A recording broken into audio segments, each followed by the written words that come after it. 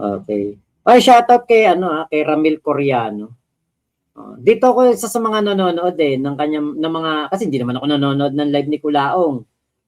Dito ako kumukuha ng mga clip ni Kulaong. Kasi ano na nila kuha na nila yung highlights ng kung ano man yung mga sinasabi ni Kulaong. Miss Bulabog, hindi siya sinisiraan ni Kuya Kaaruba, sabi ni Miss Bulabog. Kaya nga kung ano man nga po yun, sabihin ni Kaaruba sa akin, wala naman talaga akong pake dyan talaga. Kung ano man ang sabihin nila sa akin. Kasi isa lang naman po ang goal namin Ayaw namin kay Kulao. Ngayon, kung may magkakaiba man kami ng mga opinion, nagkakalaban kami sa mga opinion. Katulad dito, opinion niya siguro kay Sabi, iba. Opinion ko kay Sabi, iba. Bahala po siya, di ba? Ganun lang yun. Winter dito, pero pag nag-Kulao time na, para akong naka-heater, nag-iinit ako kay Kulaong. Okay. Yugi Sam, hindi po kayo binabanggit ni Kaaruba, Boss Mac. Okay. Yung mga di pa nag-like maging kamukha ni Kulaong, Christopher Sereno. Basta ako, wala po akong pake kung ano man po ang sinasabi sa akin ng ibang vlogger. Pinag-aaway lang kayo nung nag-comment. Manggagatas, shoutout. Basta ako po, wala naman akong kahit anong masamang tinapay. Marami na akong nakakalabang vlogger. Marami na rin akong naging kaibigan. Mas marami akong naging kaibigan. Kaya, yung mga ganyan, ako, kailangan lang din nalang gawin yan siguro. Kaya po kung may side comment, kailangan nilang gawin yan. So, eto po. Si Kulaong ulit. Ayun, eto. Kaya Kulaong ulit tayo. Dahil ikaw ay nasa mundo ko rin. Sa tayong dalawa. Wow. Hindi ko na to i-precise. Dirty. Ano man ang underground na ginagawa ko. Yung? Na hindi ko na lang sasabihin sa'yo. Oo. At dahil ikaw ay nasa mundo ko rin. Sa tayong dalawa. Wow. Hindi ko na to i-precise. Yan. Nasa mundo kita. Nasa mundo mo ko. Alam mo na yung ibig ko sabihin. Ha? Dapat bago mo ko hinarap. Inintindi mo muna. Wow. Kung ano ba talaga yung posisyon ko. Saan? Sa ilalim. May posisyon ka sa ilalim? Bakit ang tanong mo? Ay, gano'n? Yung mundong ginagalawan mo, Iyon? ginagalawan ko din. Natural. Hindi ka ba natatakot? Bakit? Ako, nahawakan ko na yung lalim mo. Ay, gano'n? Nahawakan mo titi Pero ko? ang problema mo, yung lalim ko, hindi mo pa nahahawakan. Ba't ko hahawakan yan? Dapat nag-isip ka muna. Okay. Dapat nag-research ka. Okay. Tama po ba? Lawyer po ba kayo? Ayan, na-research ko. Baka magulat ka Yon. pag totoong nag-research ka. Okay. Baka mamaya bigla ka na lang mawala. Inang-ina mo. Kala mo naman may tira tong pukinanginan to. Ikaw nga walang tire. Sinugod ka nga ni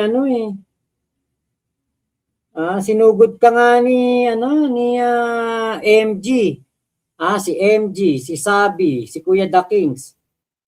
Di ba? Sinugod ka. Wala ka naging tira, Kulao. Oy, Golden Takore, shoutout Kung nag-research daw ako, bigla daw ako mawawala dahil may malalim daw ang posisyon niya sa underground. Ba? Gano'n ba kalalim?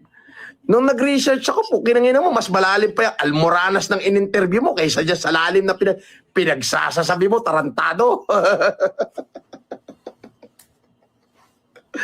Kinanginat to. Dedemanda ka daw ng perjury, ha? Kukwestiyonin mo yung mga dokumento ko. 2020 pa lang, tarantado kami ng minuto. Kinwestiyon na yan ng NBI. Ano natagpuan ng NBI? Wala. Di isinoli sa akin. Ano sinabi ng DFA? Tunay yan. Di isinoli sa akin. Ano kay kinaso ng NBI sa akin? Ang dami, di ba? Ang nangyari? Dismiss. Acquitted. Permanent dismissal. Tanga. Hindi totoo yun. Siyempre sasabihin mo yan, kwento mo yan Kumandar ka Hindi po totoo yun. na ba? Kahambog-ambo hindot na to? Sige, punta ka nga NBI kung totoo yan. tarantadong minuminuto tong kalbo. Underground sa Pilipinas? Sino ka ba? Ang pagkakaintindi ko, isa kang bahuhotin na vlogger na dumami yung subscriber dahil sa paninira mo sa kapwa mo vlogger. Tanga, kinanginan to. Nagyabang ka pa ng underground. Dagukan kita dyan eh. Ngayon ka magtapang-tapangan. Ngayon ka magtapang-tapangan. Bibiling ko tapang mo. Hindi nga. Dali. So, alam niyo yung anak ng teteng talaga to si Kulao. Pag pinuntahan ka, nagtatago ka. Pinuntahan ka ni MG, hindi ka lumabas, nagtago ka. Pinuntahan ka ni The Kings, nagtago ka. Pinuntahan ka ni Sabi, nagtago ka. Tapos ngayon ang dating, ikaw pa matapang. Gigigil na ako sa'yo. Gusto ko nang lamutakin yung mukha mo eh. Oo. No, gigil na si Kulaong. Alam niyo kung bakit. Kasi triggered siya eh. Triggered siya. Triggered na siya kay AMG. Sir Mac, be yourself, stay with the truth. Guys, let's stick with Kulaong. Leave Sabi's issue to another topic. Let's stick together rather than go against each other. Don't let Kulaong manipulate us. Yun nga po eh. Kaya nga, kung ma-replay nyo lang yung una kong mga sinabi kanina, yan yung gusto ni Kulaong. Kaya araw-arawin niya yan, mga isang buwan, 2 buwan, 3 buwan, 4 na buwan, hanggang 1 taon, itatapik niya yan. Tatapik niya yan si Sabi. Pero alam nyo, hanga din ako kay Sabi. Bakit? Pinopost niya kung saan siya nagpupunta, hindi naman siya nahuhuli. Kasi alam niyo kung talagang standing warrant yan, at si Susan Yance, si Sabi, at warrant of arrest ni Susan Yance yan, dapat nahuli na yun.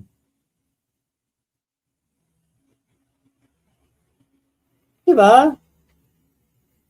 Pero hindi. Hindi naman nahuhuli si Sabi.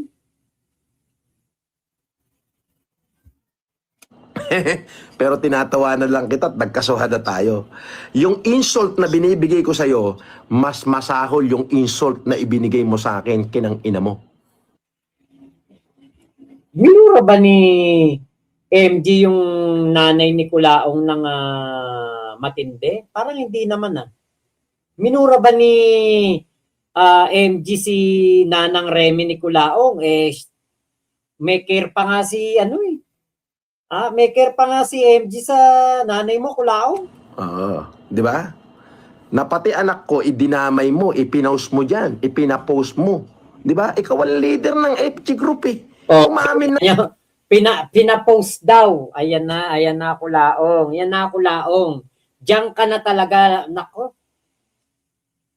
Libel after libel na mangyayari talaga sa inyo. Nga si Sabi, magkakasama kayo. United kayo. Di ba? Paano ka lulusot kinang ina mo? Sige. Ito Kulaong. Kasuhan mo ngayon si Makagago dyan sa iyong binibintang. Tapos kunin mong witness si Sabi. Kasuhan mo ko sa kamumura ko sa'yo. Ito pa, kinang ina mo. Walang hiya ka eh. Di ba? Ngayon ka magtapang-tapangan nga. Ayan na naman. Ngayon ka magtapang-tapangan nga.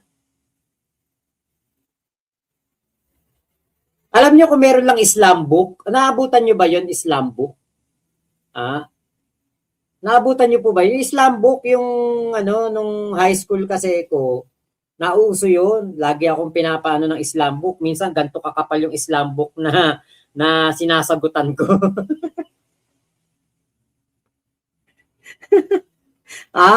Alam nyo, di ba meron doon? Kunwari, mag-Islam book ako si Kulaong. Norman Mangusin, birthday, height, age, address, favorite food, favorite color, who is your crush, who is your first love, who is,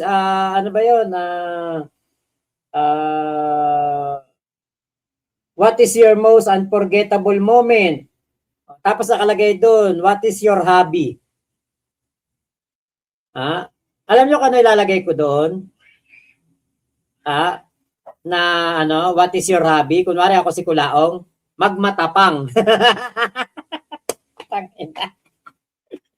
Saka what is your favorite animal? Horse. Di ba? Naabutan nyo yan? Naabutan nyo yan, no? Di ba, Kuya Henry? Crazy? Golden Takore, yan ang Origmac. Wala pang Facebook. Di ba? Si Shib. Ayan, naabutan. Di ba? Yan uso. Actually, hanggang ngayon, meron pa rin naman. Meron pa rin namang Islam book kasi nakita ko nung minsan bumili ko ng coloring notebook, coloring book ng anak ko. Nakita ko may mga Islam book pa pala, may mga Hello Kitty, merong mga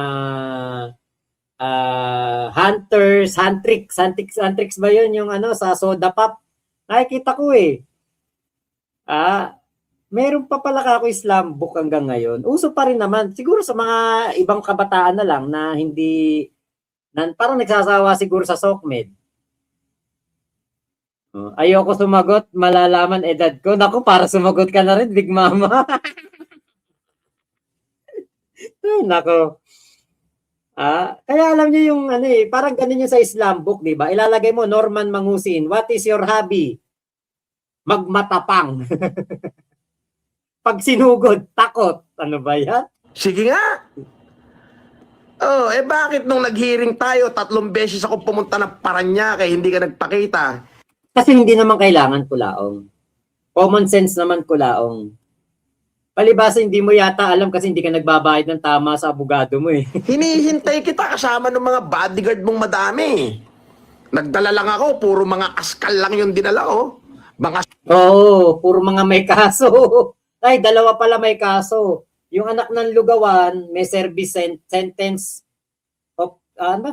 of sentence na. Yung isa naman nahuli sa illegal gambling. Sunog baga lang yung dinala ko sa'yo. Yung gusto ko yung pag nagkita tayo. Yun lang naman yung kaya mo, Kulaong. Yun lang kaya mo. Alam naman namin yun lang kaya mo. Hindi mo naman kayang kumuha ng ng bodyguard o security detail sa security detail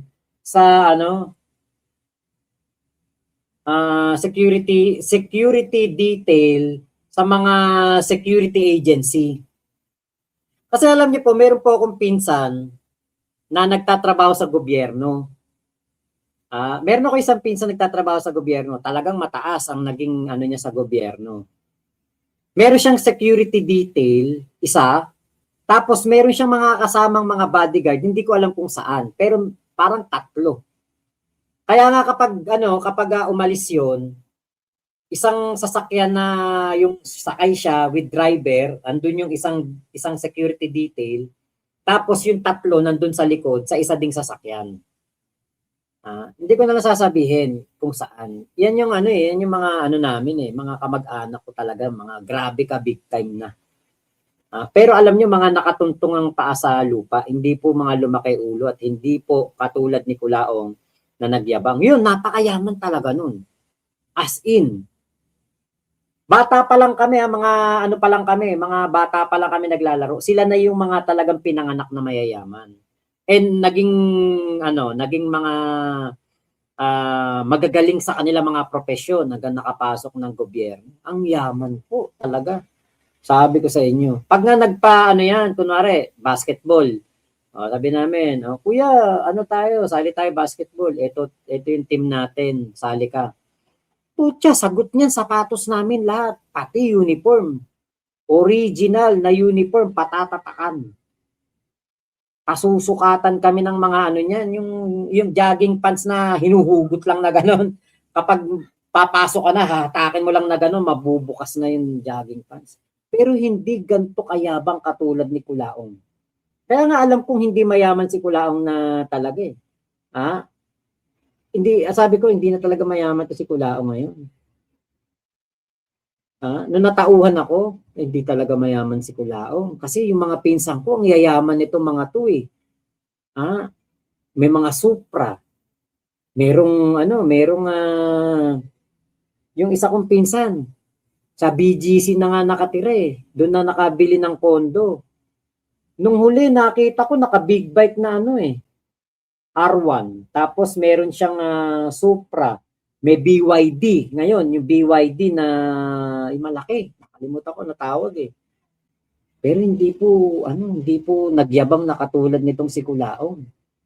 Ganyan yung mga ko eh, kamag-anak ko. Kaya nabulag lang talaga ako dito kay Kulaong. Tayo sa hearing, yung ilalabas mo yung dibdib mo, gigiri-giri ka ng konti. Naku, putek. Ito naiisip ko.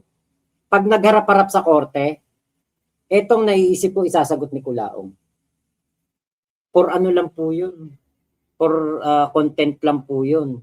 Kita nyo yung iPhone, inamin niya for content lang. Namin niya yun. For content lang. Kaya alam niyo po, naku, talagang yan. Talagang yari yan si Kulaong kapag natuluyan na talaga to. Kasi si MG, seryoso yan. Hindi naman yan aatras sa kaso.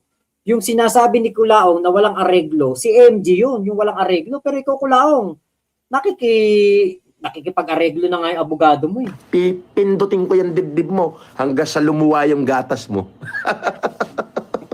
Yan ang sasabihin yan. For content lang po yun.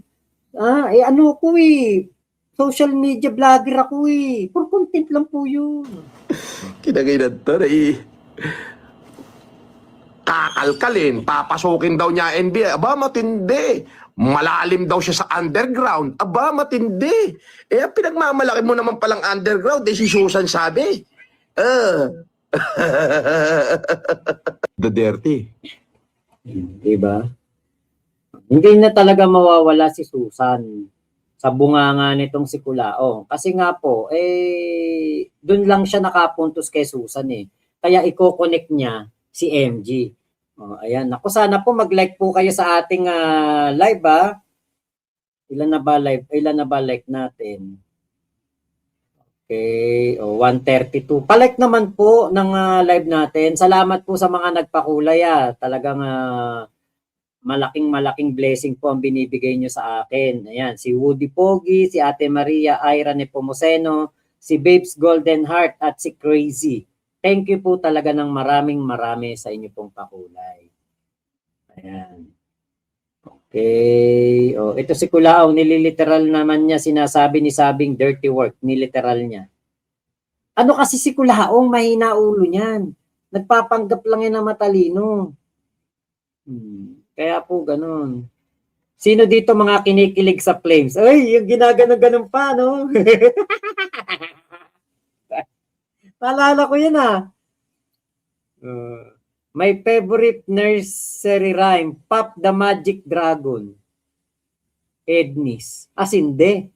Yung Sinde alam ko. Pero yung Pop the Magic Dragon, ano ba yun? Yung ba yung Pop the Magic Dragon? Yung ba yun?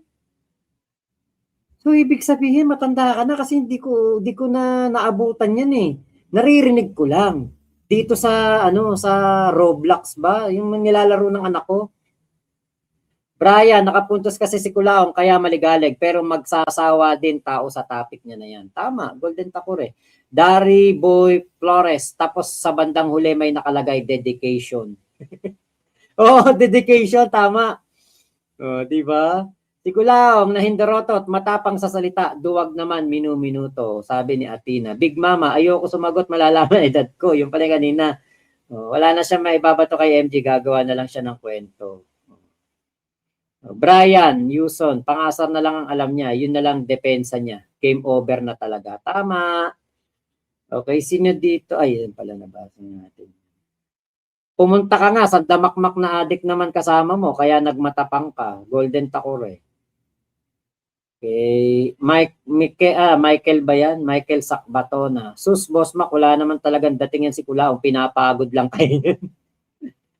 Ang sarap panoorin ng kasinungalingan ni Kulaong. Yolanda Llanos. Yan ang mga naka-move on na. Sorry Kulaong. BTZ, member lang kayo niyang kuhanin. Nako. One-on-one, ayaw mo naman kay MG kasi duwag ka. Umiram ka ng tapang sa mga taong nakapaligid sa'yo. Golden Takore. Ate Maria Aira, may nakuha, mga nakuha niya puro kalabit pengi. O, gumagawa na illegal eh. New pop group, BTZ, also known as Kulaong Bodyguard Boys. Di natin kasi pwedeng basahin yung isa eh. Mga kasama, lang ka. Golden Takore. Avatar 2.0.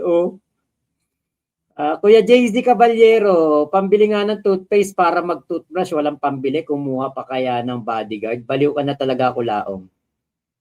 Proud senior, favorite facial feature ni Kulaong, ang kanyang bisaklat na ilong. Oo nga, may ganyan sa ano. May ganyang tanong sa Islam book, di ba? Favorite facial feature. What is your favorite body part? Mga ganun ba? What is your ano ba? What do you think is the attractive part of your body? Mga ganun pa eh. Ako noon eyes eh. Para daw laging nakasindi eh. Manggagata. So aminado siya na nandun siya pero dala-dala niya mga bodyguards niya. Tapos si MG pa sasabihin niyang may bodyguard. Sa sunugan ng walang dalang kasama si MG. Tama. Sauri Kulao, Manggagatas.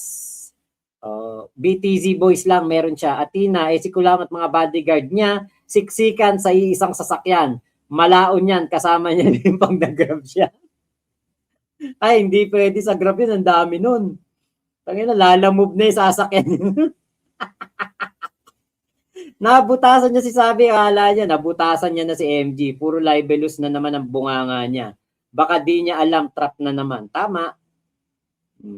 Okay, Pants, Motovlog. Di ba idol supporter ka dati ni Kulaong? Opo. Sauri Kulaong, bading yung driver, BYD. Yung pala ibig sabihin ng BYD? Hindi, Build Your Dreams yun. Nakita ko yung factory nun eh sa China na daanan namin. Okay, JC Caballero, mayaman yan si Kulaong Boss Mac, mayaman sa katangahan at kayabangan. Golden Takore, pagbaba ng van, di ka masisindak eh. Halatang Kanto Boys na dinamitan. Pag hinubaran, mga kutis batugan na nambuburaot ng pantagay. Tama. Big Mama, natawa ako sa BYD meaning mo. Ayun pala yun. Aktar, night everyone, landing na. See you when I see you. Stay safe everyone. Maraming salamat Sir Mac Pub. Take care always. Ayun. Salamat po. Same to your, God bless, same to your family as well. Salamat Aktar. Who's Pro Slayer. Ayan. Michael, sakbato na. Siguro nga nabudol tayo na sabi, pero di ibig sabihin, panalo na si Kulaong. Nakapuntos lang siya. Konti doon sa hindi niya kalaban sa kaso. Tama. Resting, Tamsak 131. Hilde Castro, Season 3, astig. Ito si Kulaong, nililiteral naman niya sinasabi ni Sabi, dirty work. Niliteral niya. Tama po. Golden Takore. Dan like na mga guys para sa algorithm ng YT para kumalat. Oo nga, oo. Like naman pag may time. 153 pa lang, oh. Walang alam sa Islang, sabi ni Sauri Kulaong. Si Sauri reprint ka dati, di ba? Okay, Ate Maria Aira, pangit talaga. Saan kaya pinaglihin ng nanay niya to at nang mapaiwasan sa mga kakilala kong gustong magkaanak. AJZD, excited na mga kulong yan. Ako pinagkalat. Ako po ito aminin ko. Ewan ko lang kung basta sasabihin ko lang kung saan ako pinaglihi. Pinaglihi ko ng nanay ko sa Duhat. Buntis nanay ko talagang tumutuntong daw sa upuan para lang makasungkit ng duhat doon sa amin. Yung duhat doon sa likod ng bahay ng lola ko, mataas yung sanga. Hindi ka makakakyat, mataas yung sanga. Ngayon gagamit daw nanay ko ng sungkit na kawayan na mahaba para lang makasungkit ng duhat. Tuwan-tuwa daw nanay ko kapag nakasungkit ng duhat tapos iaalog niya sa may lagayan na lalagyan ng asin. Naku po, tuwan-tuwa daw nanay ko doon sa duhat. Kaya paglabas ko, ang itim ko Pumuti lang ako sa aircon sa Malaysia. Pagkapasok sa live ni Boss Mac, like agad mahirap na. Oo, sample. Tama. What does that mean? Sorry. Hilda Castro, astig ng paliwanag ni MG. Hahaha. Season 3. O, boss, pa-shoutout, birthday ko po bukas January 13. John Anteja po, idol. Ayan. John Anteja, mabuhay ka hanggang gusto mo. Wala kaming pake. Basta yung kung meron ka man dyan, na pansit, lechon, kare-kare, padala mo na lang po sa amin. Michael, sakbato na, nung di pa na-expose si Sabi, halos mabuwang na yan. Nagiging pastor na at nagpaparamdam ng pakikipag-ayos kay MG. Pero na-expose na si Sabi, ang ingay na naman. Tama. Lasing na ata ako, sabi ni Kuya Henry. Actually, ako meron ako dito naghihintay na 2 Red Doors eh. Ay, Mama Love, shoutout Michael, mga bodyguard niya puro ex-con or may kaso, halatang mga wala nang makuhanan ng work kaya pumatol sa Kulaong ba. Sakto sila dun sa 0 degree, nagsama-sama pa sila doon, tumpukan. Tama, walang degree, no? Positive, boss, positive. Pakita mo pa lang eh, no? Andiyan ka pa pala daw, sabi ni Kuya Henry at Mayet. Granny Gus, puro bunga nga lang yan si Kulaong. Supot naman. Tapang sa live niya dahil di siya nasagot ng hinahamon niya. Pag pinuntahan naman siya, tago to the goal. Ate Maria Ira, Boss Mac, napanood mo bid ni Cruz Ulo. Makikialam na daw si PBBM sa awayang MG at Kulaong. May hawak daw na plus